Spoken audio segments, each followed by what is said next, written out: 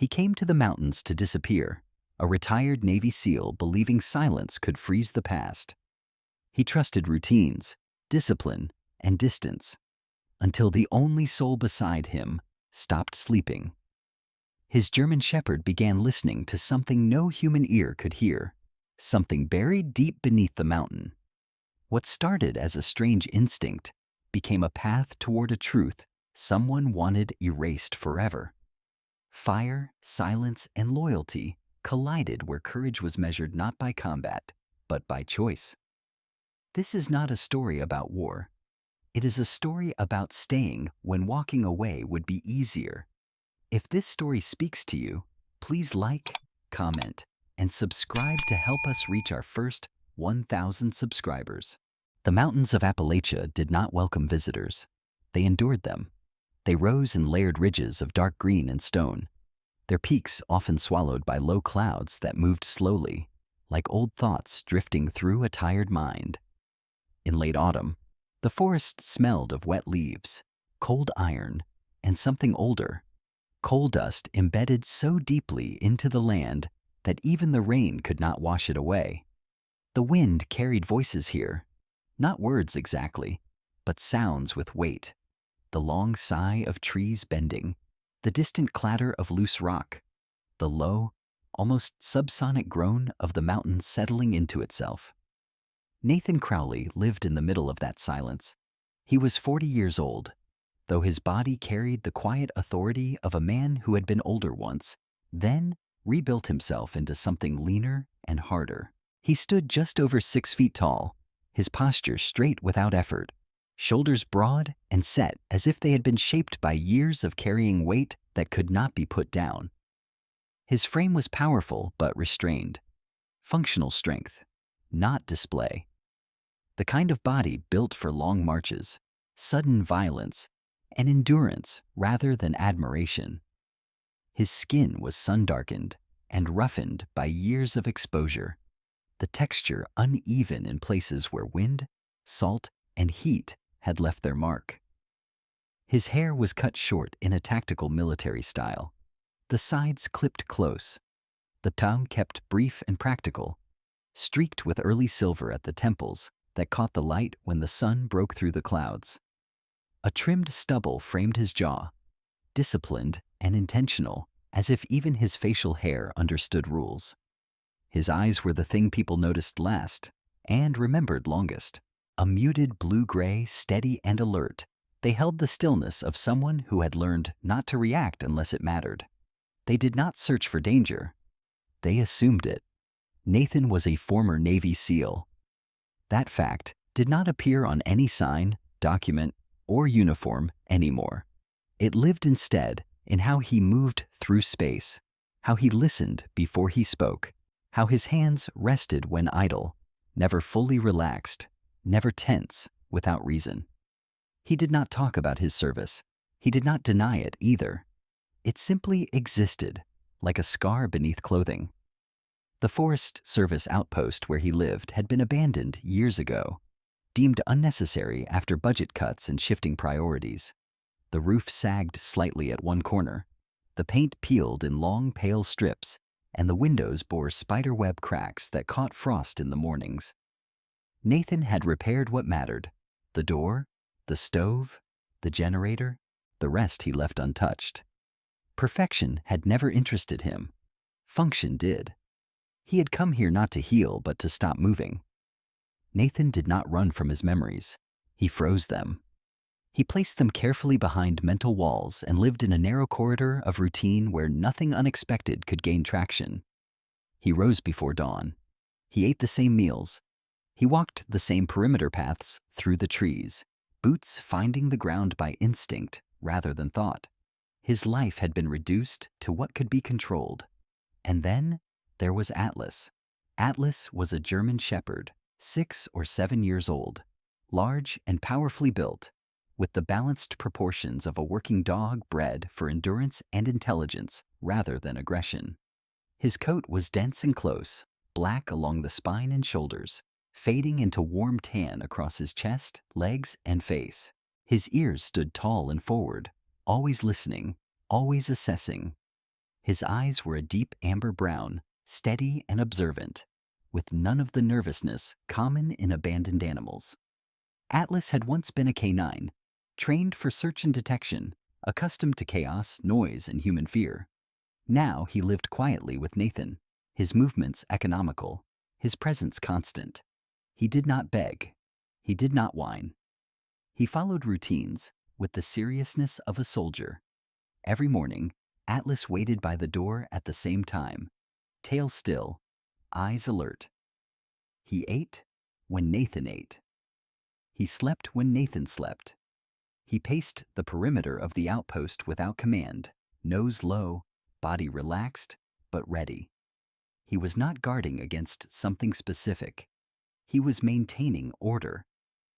The mountain made sounds all the time, wind threading through spruce and pine, stones shifting downslope after rain, the distant crack of branches breaking under their own weight. Most people dismissed these noises as background. Atlas did not. He heard differently. Sometimes, late at night, Nathan would wake briefly and find Atlas sitting upright near the door, ears angled toward the forest, body rigid but calm. Nathan had learned not to question it. Dogs listened. Men survived by letting them. Until the night, Atlas did not lie down again. It happened gradually, almost politely.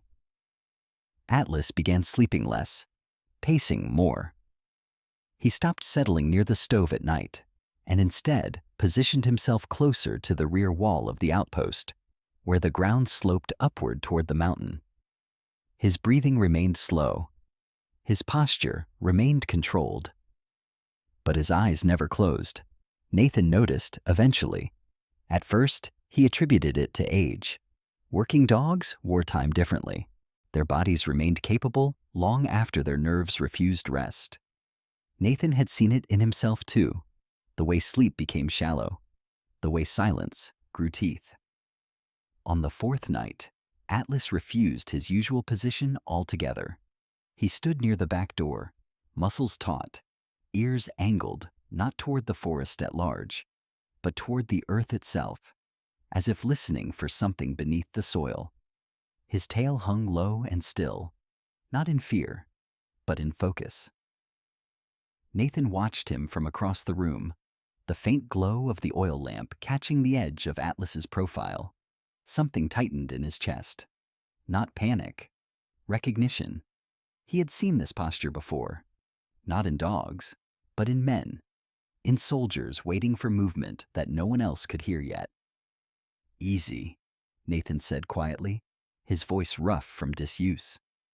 Atlas did not turn. Nathan rose, joints moving without sound, and crossed the room. He placed a hand on Atlas's neck, fingers sinking into the thick fur. The dog did not flinch, but his muscles vibrated with restrained energy. That was when Nathan felt it. Not a sound, not exactly, a sensation, a low, distant pressure, like standing near heavy machinery, just out of sight. The mountain was not loud. It was unsettled. Atlas exhaled slowly through his nose. A sound that was not a growl, but carried warning in its depth. Nathan withdrew his hand and stepped back. For the first time since arriving in Appalachia, he felt the careful stillness of his life crack, just slightly. The mountain had always been there. But now, something beneath it was awake. Morning arrived in the mountains without ceremony. There was no sunrise worth watching, only a gradual thinning of darkness as gray light seeped between the trees. The fog hung low, clinging to the ground like breath that had forgotten how to rise. Nathan Crowley woke before the light fully formed, not because of an alarm, but because Atlas was already standing. The dog had not slept.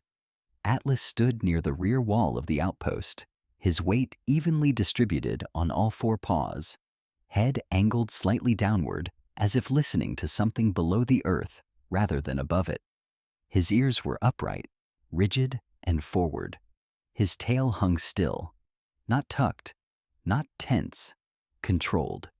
It was the posture of a working animal on assignment, not a frightened one. Nathan lay still on his narrow cot, watching the silhouette of the dog against the dim interior. He counted Atlas's breaths. Slow, even, no distress. That unsettled him more than panic would have.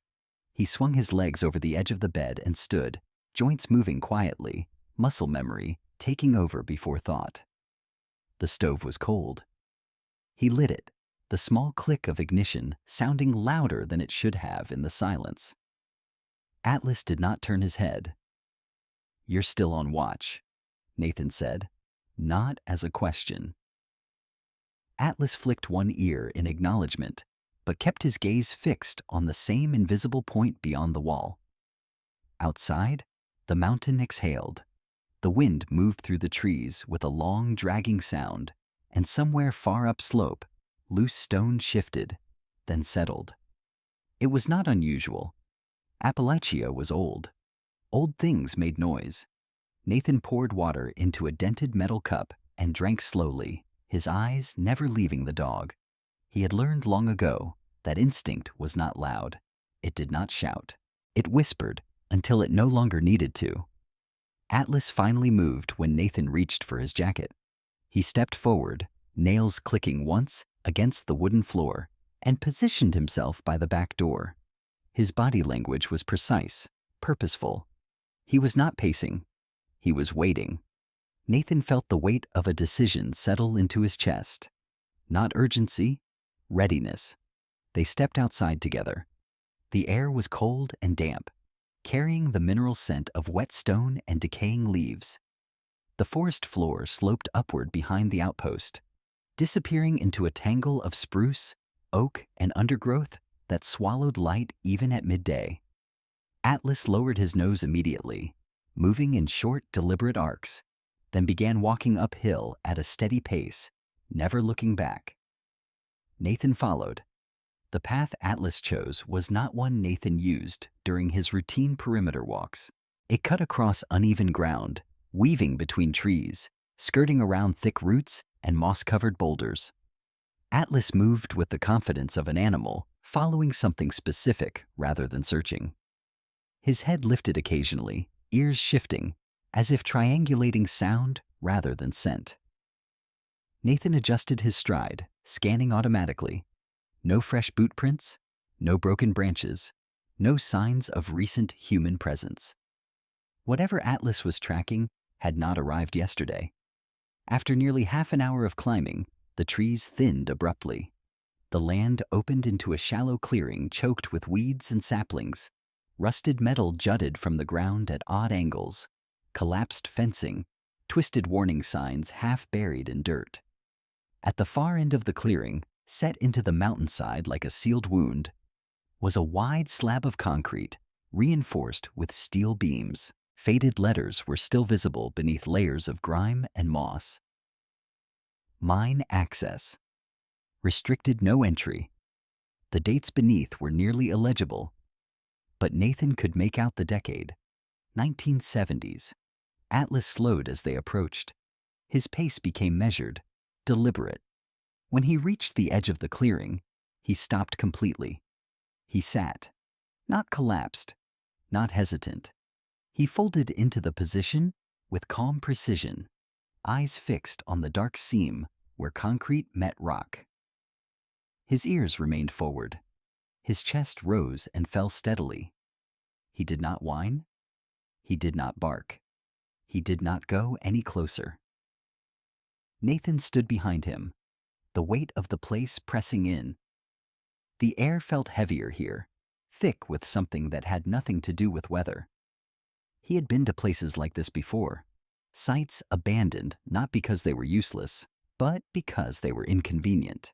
He crouched beside Atlas, studying the sealed entrance.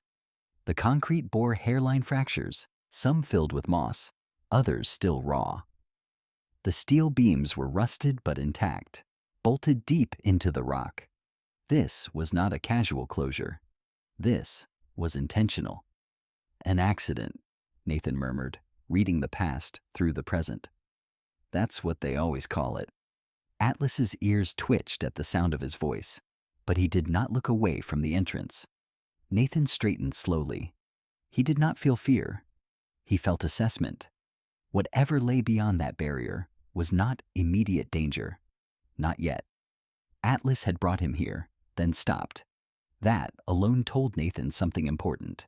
The dog had done his part. The choice belonged to the man. They returned to the outpost in silence. For the rest of the day, Atlas's behavior did not change. He did not rest. He patrolled the same section of ground near the back wall, occasionally digging at a particular patch of earth with controlled intensity, then stopping, sitting, and listening. Nathan marked the spot mentally. It lay in a straight line between the outpost and the sealed mine. That night, the dog refused food. Nathan knelt beside him, concern sharpening into something colder and more focused. Atlas was not ill. His eyes were clear. His posture remained strong. But he turned his head slightly away from the bowl, gaze returning again to the mountain. Nathan stood, unease settling into his bones. He pulled a folded topographic map from a drawer and spread it across the table. The mine appeared as a faint marking, nearly erased by time and neglect. He traced the contour lines with his finger, noting how the land folded inward around the site, how underground tunnels could extend far beyond the visible entrance. That was when Atlas moved. He crossed the room quietly and stopped beside Nathan, placing one large paw directly onto the map, right over the marked mine access. He looked up, amber eyes steady, unblinking. Nathan felt something shift inside him. Not belief, responsibility. "All right," he said softly. "I see you." The mountain groaned faintly in the distance, a sound so low it was felt more than heard. Atlas finally lay down, resting his head on his paws, but his eyes remained open. The watch was not over. Nathan did not enter the mine the same day Atlas led him there. That restraint surprised him more than the discovery itself. Years ago, he would have moved immediately, momentum carrying him forward before doubt could take shape. But this was not an operation, not a mission with clear rules of engagement. This was something older, slower, and more dangerous in ways he could not yet define. He spent the night preparing in silence, checking his gear with the same deliberate care he once reserved for hostile territory, while Atlas remained awake, body angled toward the mountain, eyes unblinking. By dawn, the fog had thickened instead of lifting. It poured down the slopes and pooled between the trees, muffling sound and swallowing distance. The sealed mine was invisible from the outpost now, hidden behind a wall of white, but Atlas knew the way. He moved ahead of Nathan with quiet certainty, Paws finding the ground without hesitation. Stopping only once they reached the clearing, where the concrete slab waited like a scar that never healed. Atlas did not sit this time. He stood at the edge of the clearing, muscles tense but controlled, head lowered, ears pricked forward. Nathan studied the dog's posture carefully. This was different from before. There was no invitation in it, no guidance. It was warning layered over focus, restraint held together by discipline. Nathan moved past him anyway. The concrete barrier bore more detail in daylight. Rust traced the bolts in dark streaks, and the warning sign, half eaten by corrosion, listed a closure date, followed by an official seal that meant nothing anymore. What mattered was the narrow gap at the base, where time and pressure had pulled stone away from man-made certainty. It was not wide enough for comfort, but it was wide enough for someone determined. Nathan crouched, scanning the ground. There were footprints, not old ones, not the ghostly impressions left by workers decades ago. These were recent, boots with modern tread, pressed deep into the damp soil, leading into the narrow opening and back out again. More than one set. The realization settled into him with cold clarity. This place was not abandoned. He slipped through the gap slowly, shoulders brushing stone, the temperature dropping immediately as the mountain swallowed him whole. The air inside was stale, but not dead. It carried the faint tang of fuel and something metallic that made his jaw tighten. Atlas followed just far enough to stand within the threshold, then stopped, remaining where light still touched his coat. He did not cross fully into the darkness. Inside, the mine widened into a low tunnel reinforced with aging timber and steel. Nathan moved carefully, testing each step, senses tuned to echoes and shifts. A length of chain lay coiled against the wall, its links scraped and polished by recent use. He knelt beside it, fingers brushing the cold metal, then followed the line it suggested. Further in, the faint hum reached him. A generator. It was small, portable, hidden behind a pile of collapsed rock, its sound dampened but unmistakable. Nathan's pulse slowed as his mind adjusted to the implications. Someone had brought power in here. Someone had planned to stay. He followed the sound deeper, boots sinking into mud where groundwater seeped through cracked stone. The tunnel narrowed, then opened into a crude chamber carved out of desperation rather than design. A single work light hung from a hook, casting a weak yellow glow over a figure slumped against the far wall. The man looked impossibly thin. Harold Beckett was seated on a low cot fashioned from scrap wood and rope, his long frame folded inward, as if trying to occupy less space than his body required. He was in his 70s, though hardship had aged him further, carving deep lines into his pale skin and hollowing his cheeks until his bones showed through. Wisps of white hair clung to his scalp, untrimmed and uneven, and a tangled beard streaked with gray framed his mouth, giving him the appearance of someone who had been slowly erased. His clothes were clean, but worn to softness, layers chosen for warmth rather than dignity. His wrists were free, but the marks around one ankle told another story, raw skin healing badly where a restraint had once been. Harold's eyes opened at the sound of Nathan's movement. They were a faded blue, clouded but sharp, the eyes of a man who had learned to ration energy and attention carefully. He did not speak at first. He studied Nathan with slow deliberation, as if measuring the distance between hope and another disappointment. "You're not one of them," Harold said finally, his voice thin but steady. "No," Nathan replied. "I'm not." Harold exhaled, the sound shuddering through his frame. Nathan crouched, keeping his movements visible, non-threatening. He took in the details quickly. The generator's fuel supply carefully rationed, the water container refilled recently, the stack of canned food limited, controlled. This was not neglect. This was captivity with rules. "They bring you supplies," Nathan said. Harold nodded once, just enough. "Why keep you alive?" A shadow passed over Harold's face, something between bitterness and resolve. "Because dead men don't sign papers." Before Nathan could respond, Atlas appeared in the chamber's entrance.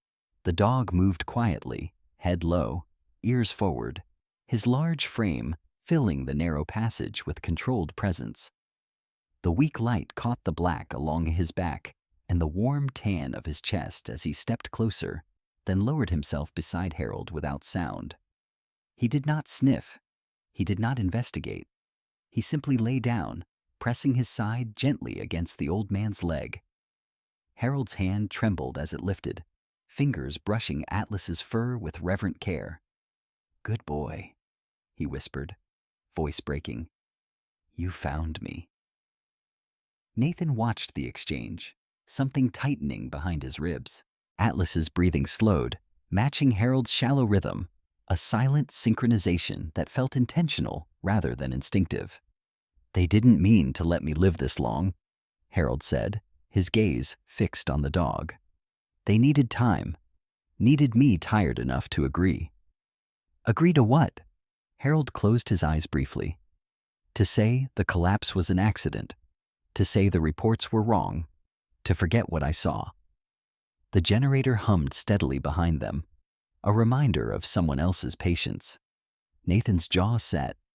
He had seen this before, in different forms. Truth buried under paperwork.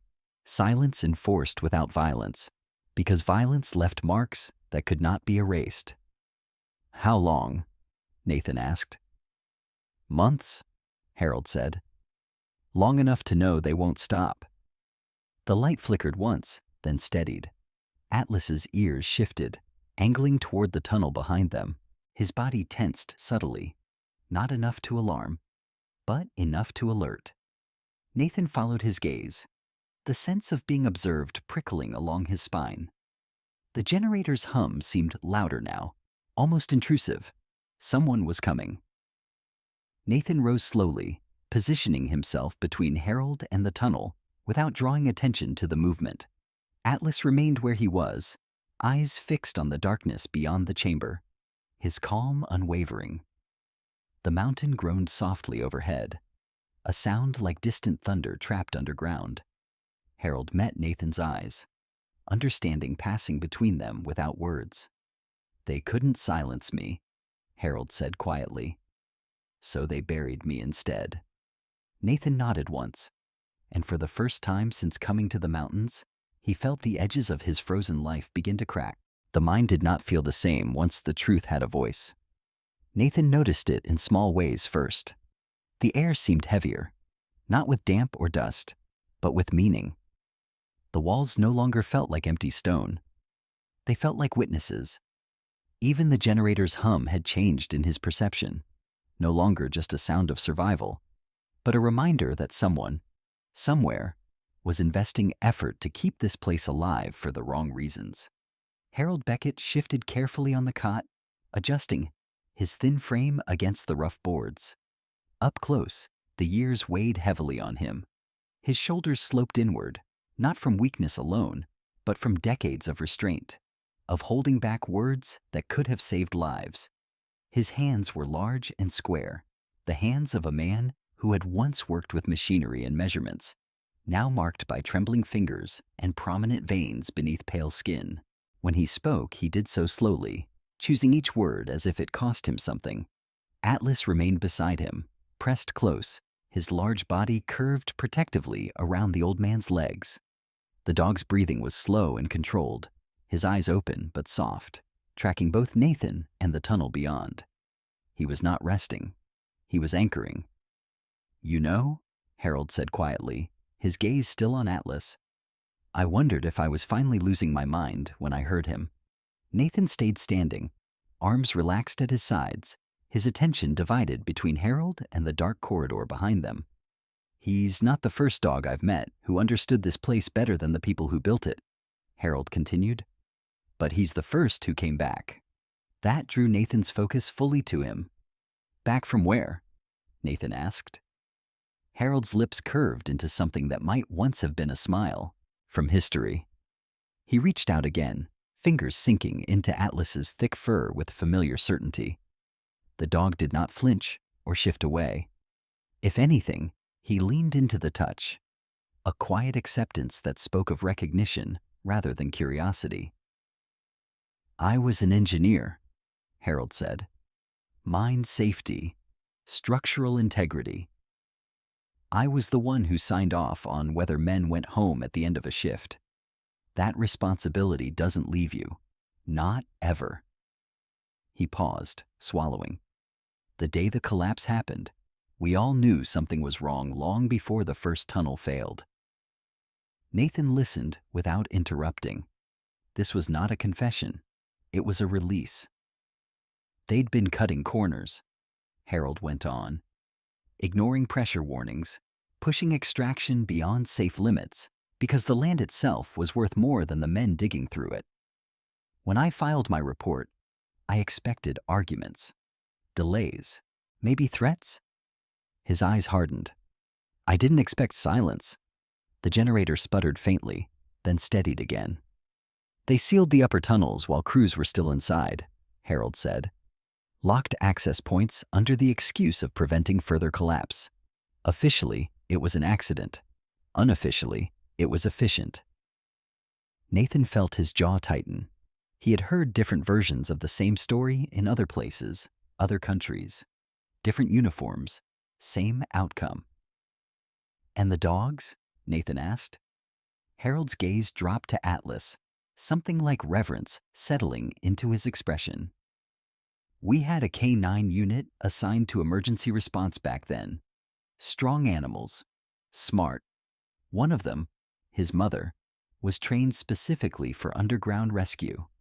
She could hear shifts in stone before instruments registered anything. She saved men. His voice broke slightly. She died trying to get them out. Atlas's ears flicked at the sound, though the dog did not otherwise react. When I saw him at the entrance, Harold said softly, I knew. Not because of fate, because of familiarity. He knows the language of this place, the smells, the echoes, the way danger announces itself before it arrives.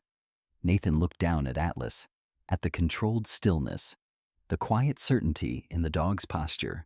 He didn't bring me here to remember, Nathan said. No, Harold agreed. He brought you here because it's still happening. The words settled between them like falling dust. Nathan took a slow breath, the kind meant to keep his pulse steady. The people holding you, he said. They come regularly? Harold nodded. Every few days. Enough to remind me I'm not forgotten. Enough to make sure I don't die on my own terms. Atlas shifted then, rising smoothly to his feet. His body went rigid, head lifting, ears angling sharply toward the tunnel. His tail remained low, still. There was no growl, no bark, only a sudden, unmistakable change in his presence. Nathan felt it too, a subtle pressure at the base of his skull. Someone's close, Nathan murmured. Harold's hand tightened briefly in Atlas's fur, then released. That's his gift, he said. He always knows before the ground gives itself away. The footsteps never came. Minutes passed. The tunnel remained silent. Atlas did not relax. Nathan waited, muscles coiled, senses extended. He had learned to trust the pause as much as the noise. When nothing happened, he exhaled slowly, though unease remained. Atlas turned then, not toward the tunnel, but toward a section of the chamber wall partially obscured by hanging cables and old tarps. He stepped forward, sniffed once, then pressed his nose deliberately against the stone. Nathan followed his line of sight. What is it, boy? Atlas pawed at the tarp, pulling it aside with controlled strength. Behind it, set into the rock, was a narrow metal case, bolted to the wall, its surface scratched and dulled with age. Harold stared, eyes widening. I'd almost forgotten that was still there. Nathan crouched, examining the case. It was locked, but not sealed beyond reason. What is it? My copies, Harold said. Original reports, geological data, everything they tried to erase. He closed his eyes briefly. I hid them after the collapse, thought if I disappeared, the truth might still breathe. Atlas sat beside the case, gaze fixed on Nathan, waiting. Nathan felt the weight of the moment press into him. Not fear, not triumph, but clarity. Atlas had not guided him here out of instinct alone. The dog had followed a trail laid decades earlier, one built from training, scent, and purpose layered across generations of work. He wasn't remembering a past life. He was finishing an unfinished task. Nathan straightened slowly, meeting Harold's gaze. They're not going to stop, he said. Harold nodded. No, but neither did he. Atlas remained still, his presence steady and undeniable, a living bridge between what had been buried and what refused to stay silent. The mountain creaked softly above them, settling under its own weight. And for the first time, Nathan understood that the truth did not need to be resurrected. It was already alive. Nathan did not leave the mine immediately after discovering the documents. He remained still for a long moment, crouched beside the metal case Atlas had uncovered, listening to the mountain breathe around them. The truth, now exposed to air and light, felt fragile. Not because it could disappear, but because it could be buried again if handled poorly. He had learned long ago that violence was not the only weapon capable of erasing people. Sometimes paper did the job more cleanly. Harold Beckett watched him with tired eyes. Up close, the old man looked like someone who had once been formidable in quieter ways. His spine was bent now, but it had not always been. There was structure beneath the frailty, the lingering presence of a man who had stood his ground for too long in places that punished such behavior. His voice, when he spoke again, carried the faint echo of authority long denied. "They won't come themselves," Harold said. "Not yet. He never does." Nathan glanced up. "He?" Harold nodded. "Caleb Morn." The name landed without drama, but it carried weight. Harold's mouth tightened as he said it, his jaw setting in a way that suggested old familiarity rather than fresh fear. "He used to be head of internal security for the mine," Harold continued. "Not muscle, oversight, compliance, the kind of man who never raises his voice because he never has to. When the company reorganized, he didn't disappear. He adapted." Nathan listened carefully. He had met many men like that in his life, men who stayed clean by never touching the blade themselves. "What does he look like?" Nathan asked. Harold exhaled slowly. Mid-50s, tall but not broad. Keeps himself lean, almost spare. Sharp cheekbones, a narrow mouth that never quite relaxes. He shaves every morning, even out here. Habit, I suppose." A pause. "His eyes are pale, cold blue, always watching for leverage." Nathan filed the description away. "He's the legal advisor now," Harold went on. "Officially. Unofficially, he decides what problems get solved and which ones get delayed. I became one of those problems." Atlas shifted subtly, rising from his seated position to stand directly in front of Harold, his body angled toward the tunnel. His ears were forward, his stance calm but unyielding. Nathan followed the dog's gaze, his instincts sharpening. "They're close." Harold nodded once. "That's his method. Pressure without presence. He lets other people remind you that time belongs to him." They moved carefully, extinguishing the work light and shutting down the generator before retreating to a narrower side passage. Nathan guided Harold with a steady hand, aware of how fragile the man was despite his resolve. Atlas moved last, placing himself between them and the main tunnel, his presence deliberate and controlled. They did not see anyone enter the chamber, but they heard enough. Footsteps muffled by distance, the soft scrape of metal against stone, voices, low and indistinct, carried by the tunnel's acoustics like secrets unwilling to remain hidden. Nathan felt the familiar calm settle over him. Not detachment, focus. After what felt like hours, but was likely minutes, the sounds receded. Atlas relaxed just enough to signal that the immediate threat had passed, though he did not lie down. "That's his way," Harold murmured. "He wants me to know I'm not forgotten." Nathan's expression hardened. "He wants you to break." Harold met his eyes. "I won't." They waited longer before moving again, emerging only when Atlas's posture softened. Nathan retrieved the documents, sealing them carefully in his pack. The paper felt heavier than it should have, burdened not by age, but by consequence. They did not return to the outpost together. Harold insisted on remaining in the mine for now. "Moving me draws attention," he said. "Caleb notices changes. Let him think I'm still where he left me." Nathan did not like it, but he understood the logic. He left Harold with food, water, and a quiet promise that was not spoken aloud. Atlas lingered, pressing his forehead briefly against Harold's knee before following Nathan back into the open air. The fog had lifted by the time they reached the forest, revealing the mountain's layered slopes under a pale, unconvincing sun. Nathan did not go straight home. Instead, he took a long route south, toward a stretch of land the Forest Service no longer monitored closely. There, tucked between two ridges, sat a small trailer, half hidden by overgrowth. Its paint was faded, the windows shielded by heavy curtains, but the satellite dish mounted at the rear was unmistakably modern. Martha Ellison opened the door on the second knock.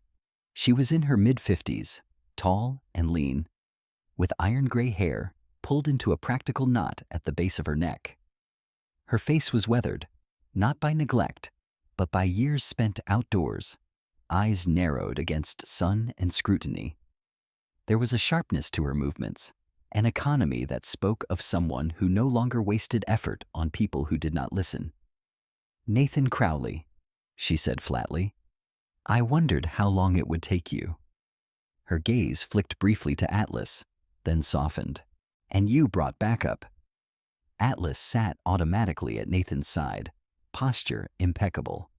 "You know who I am," Nathan said. Martha snorted quietly. "I investigated the mine before they reassigned me. Environmental violations, structural fraud. You don't forget names tied to reports that disappear." She stepped aside. "Come in." Inside, the trailer was sparse but organized, papers stacked neatly, maps pinned to the walls. Screens glowed softly from a small workstation humming in the corner. "They demoted me for asking the wrong questions," Martha said as Nathan took in the space. "Moved oversight to people who don't live here.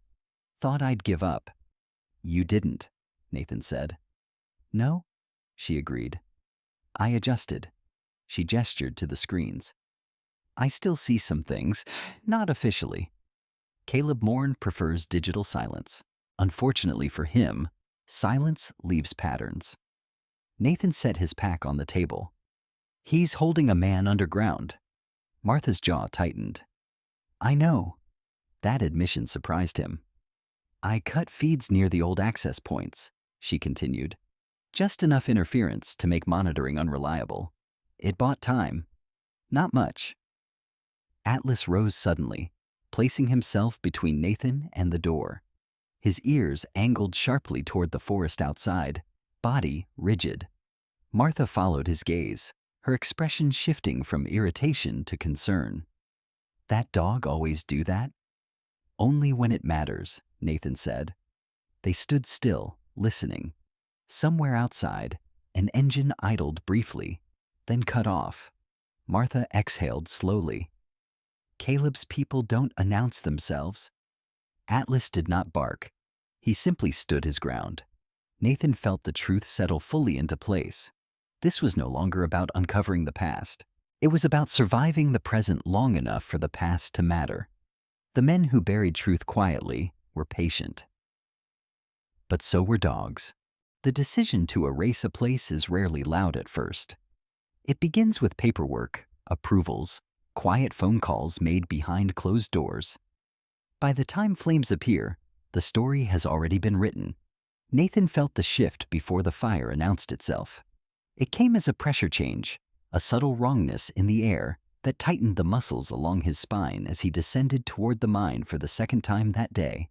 Atlas moved ahead of him, posture low and intent, Paws striking the ground with controlled urgency. The forest around them was unnaturally still, as if the mountain itself were holding its breath. Inside the mine, the generator was running harder than before. The hum had sharpened, pitched higher, strained. Nathan crouched and placed a hand against the stone wall. It was warmer than it should have been. Harold Beckett sat upright on the cot, his thin frame rigid with alertness rather than fear. He had sensed it too.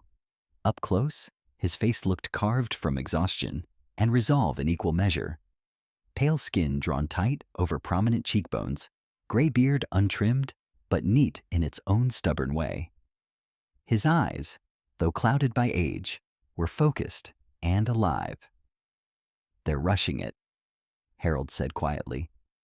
"That's not Caleb's usual style." Nathan scanned the chamber, cataloging exits, distances, angles. "What changed?" Harold swallowed. "You did." The first crack sounded like a distant gunshot. Stone fractured somewhere deep in the mine.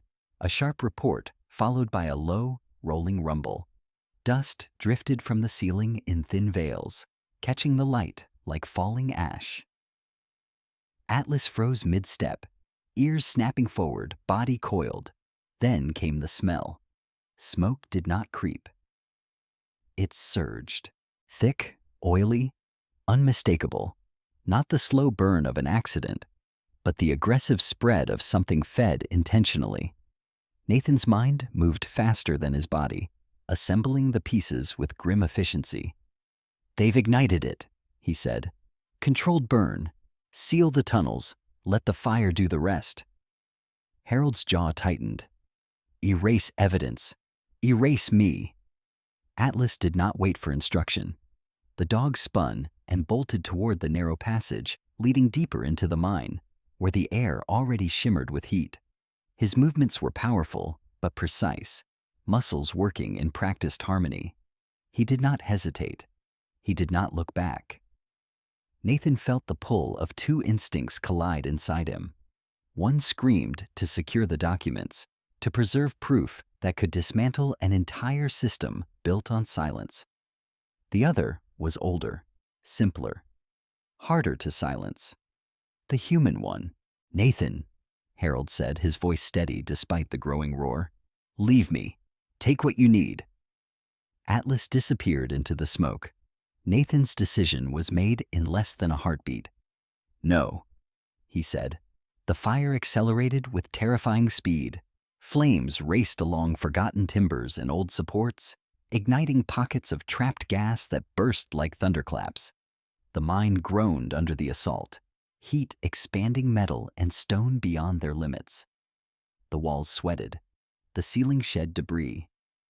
Nathan lunged forward, pulling Harold to his feet. The old man stumbled, legs weak but determined, his pride the only thing holding him upright. Smoke thickened, clawing at Nathan's lungs, turning each breath into an act of will. Atlas reappeared through the haze, barking once, sharp, urgent. Not fear, but direction. He positioned himself at Harold's side, pressing his shoulder into the old man's leg, offering support without slowing. "Follow him," Nathan ordered, voice cutting through the chaos. They moved. The route Atlas chose was not the shortest. It was the safest. He veered away from collapsing supports, paused just long enough to listen, then redirected them through narrower passages where the fire had not yet claimed dominance. His senses worked faster than sight, faster than logic, mapping danger in real time. Halfway through the escape, the ground shuddered violently. A secondary collapse ripped through the tunnel behind them, a concussive wave that threw Nathan forward and slammed Atlas sideways into the stone wall. The impact echoed sickeningly, a sound that cut through the roar of the fire with brutal clarity. Atlas cried out, a sound Nathan had never heard from him before, high, sharp, raw.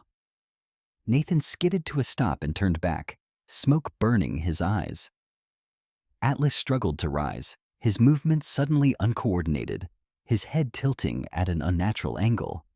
Blood traced a thin line from beneath his ear, dark against his tan fur. "Atlas!" Nathan shouted, dropping to one knee beside him. The dog's eyes were wide, unfocused, the steady intelligence momentarily fractured. He tried to shake his head and faltered, disoriented. The fire surged closer, heat rolling over them in punishing waves. Harold grabbed Nathan's sleeve, strength flaring in desperation.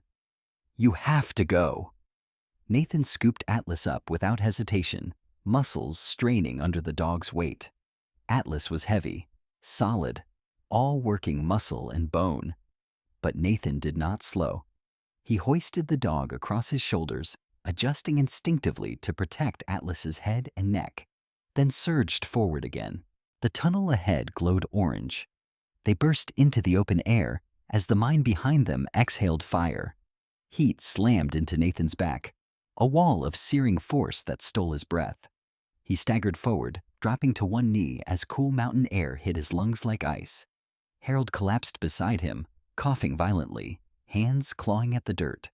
Atlas slid from Nathan's shoulders and lay still for a terrifying second before his chest began to rise and fall again.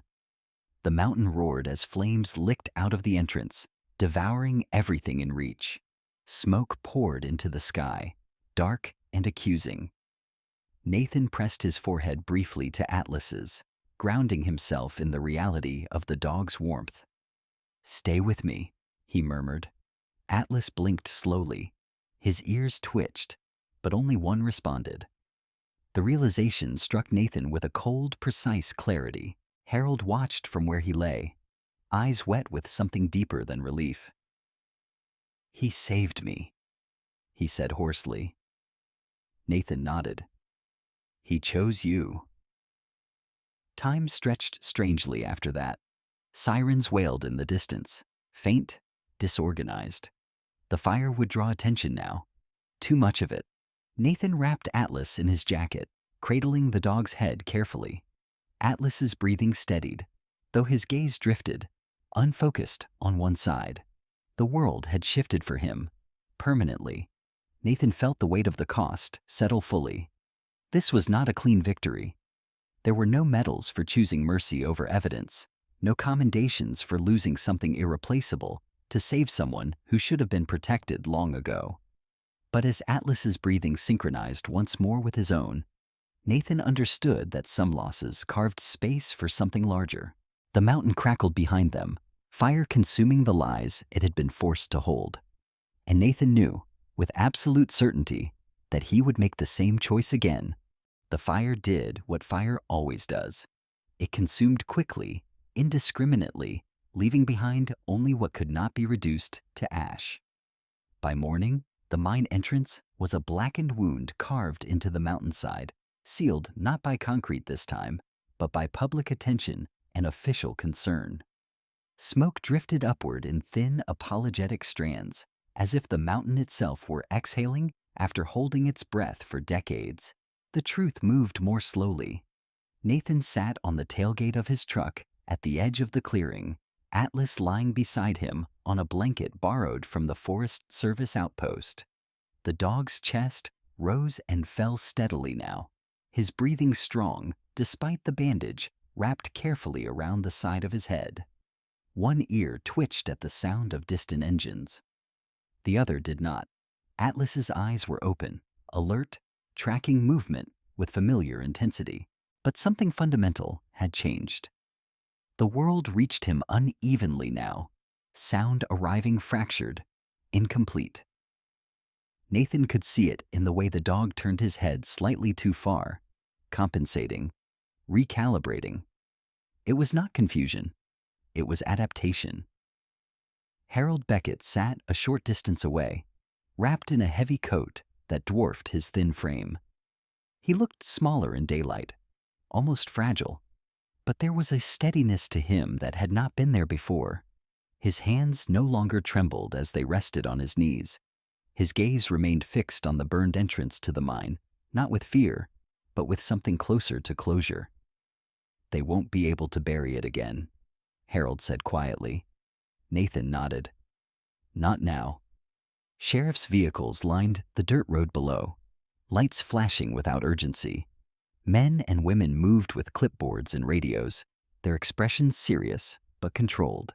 Among them was Caleb Morn. He stood apart from the others, immaculate even in the chaos. His dark coat was unmarked by soot, his silver-streaked hair combed neatly back, his posture erect and composed.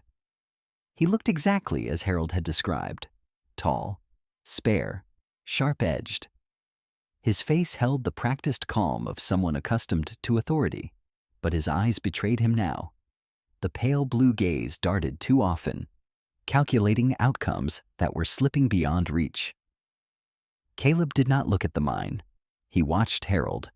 When deputies approached, their tone was respectful but firm. Papers changed hands. Questions were asked that no longer had safe answers. Caleb's mouth tightened, the first crack in a mask worn too long. He tried reason first, then procedure. Finally, silence. It did not save him. Harold rose slowly when asked to speak. He did not raise his voice. He did not embellish. He simply told the truth, each word placed carefully, supported by documents recovered from the mine and corroborated by environmental data. Martha Ellison had already forwarded to state investigators. Martha stood nearby, arms crossed, her iron gray hair pulled back tightly as always. There was no satisfaction in her expression, only relief edged with fatigue. Years of professional exile had not dulled her resolve. They had refined it. She met Nathan's eyes once and gave a single, almost imperceptible nod. Caleb Mourne's collapse was quiet. No shouting, no handcuffs snapped on dramatically. Just the slow realization that time, the very tool he had wielded so expertly, had turned against him. As he was escorted away, he glanced once more toward the mountain, then at Atlas. For a fleeting moment, something like recognition passed across his face. Then it was gone. The days that followed unfolded with an unfamiliar rhythm. Reporters came and went. Investigators asked questions. Nathan answered only when necessary. Harold was taken to a hospital in the nearest town, his condition serious but stable. When he left, he did not look back at the mine. Nathan returned to the outpost. He could have left. There were offers, quiet ones, people who understood what he had done and what he could still do elsewhere. But when he stood on the porch that first night back, the mountain felt different, not silent, settled. Atlas lay at his feet, head resting against Nathan's boot, eyes half closed but attentive. The dog slept more now, his body demanding rest after the cost it had paid. When he dreamed, his paws twitched, his breath hitching softly before easing again. Nathan stayed close, grounding him with a steady hand when needed. Weeks passed. The outpost changed, slowly, deliberately. Nathan repaired the roof properly this time. He cleared a path wide enough for vehicles. A second generator arrived, then supplies. Word traveled quietly through veteran networks, through handlers and units who spoke in careful phrases. A man arrived first, then another. Women too. Some brought dogs, others came alone. They did not stay forever. Some stayed long enough to breathe again. The outpost became something new without losing its restraint. There were rules, structure, silence respected, not enforced. Dogs rested in the shade. People shared meals without obligation. No one asked for stories. Atlas aged as working dogs do, gracefully, with dignity. The gray around his muzzle deepened. His movements slowed slightly, but his posture never lost its purpose. He no longer reacted to distant sounds the way he once had. The mountain's deeper murmurs were beyond his reach now. Yet, he noticed things others missed. A change in the wind, a shift in a man's breathing. The moment before, someone stood up to leave or finally sat down to stay. Atlas would lift his head then, eyes intent, body angled toward the quiet fracture forming inside a human heart. One evening, as the sun sank behind the ridgeline, casting long shadows across the clearing, Atlas rose and moved toward the edge of the property. He stopped and looked back at Nathan, waiting. Nathan followed. At the boundary where forest met open ground, Atlas stood still, head tilted slightly, one ear forward, the other lax. There was nothing there, no sound Nathan could hear. But the dog's posture was unmistakable. Someone was coming. A truck appeared minutes later, slow and cautious. A woman stepped out, her shoulders hunched despite the mild air. A retired military dog trailing behind her on a worn leash. Her eyes were tired. Hope hovered uncertainly at the edges of her expression. Nathan stepped forward to meet her. Atlas remained at the boundary, tail low, gaze steady. The mountain did not speak in words. It never had. It spoke in pressure and release, in what it held and what it finally allowed to surface. Nathan understood now that the same was true of people. Some dogs could hear heartbeats. Atlas heard the moment a person was about to lose themselves, and as long as he could still sense that moment, he would stand between what was broken and what might yet be saved. Sometimes, miracles do not arrive with thunder or light from the sky. They come quietly, through small acts of courage, through loyalty that refuses to leave, through a heart that chooses compassion when it would be easier to turn away. In this story, the miracle was not the fire or the truth coming to light. The miracle was that a broken man chose to stay, that an old soul was not forgotten, that a faithful dog listened closely enough to guide someone back to what was right. Many of us walk through life carrying hidden wounds. We build routines to survive. We silence our pain because the world keeps moving and we are told to move with it. But God has a way of reaching us in moments we do not expect. Through another person, through an animal's loyalty, through a quiet inner nudge that says, "Do not look away." If this story touched your heart, perhaps it is because you too have stood at a crossroads. Perhaps you were called to help someone, forgive someone, or simply remain when leaving felt safer. Those moments matter more than we know. If you believe that love, faith, and kindness still have power in this world, please share this story with someone who might need it today. Leave a comment and tell us what spoke to you. And if you would like more stories about healing, courage, and the quiet bonds between people and animals, we invite you to subscribe to this channel. May God bless you and keep you safe. May He guide your steps, protect those you love, and send comfort when the road feels heavy. And may you always recognize the quiet miracles placed in your path.